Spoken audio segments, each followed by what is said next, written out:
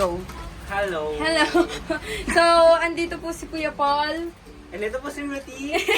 So, andito po kami ngayon, nagagawa ng bracelets para sa mga lola po, para sa Sabado.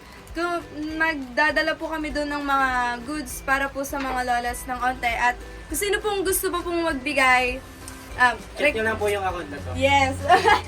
Hana, Milis, Lahar ka po.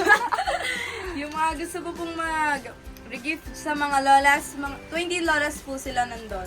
So, yun lang po. Hi guys! So, nandito po kami sa bahay ni Ate Julina para gumawa po ng bracelets. Si Ate Julina!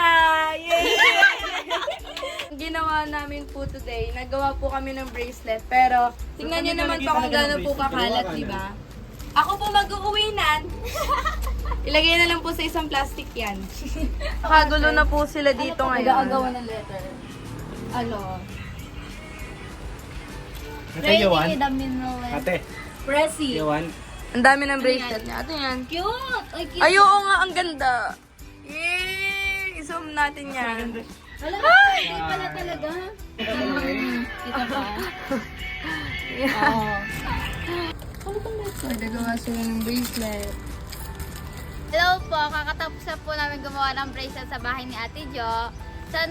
Para sa mga lolas na taga San Pablo. Hello guys, sana po makasama kayo sa susunod namin pagpunta sa mga lola. Bye po!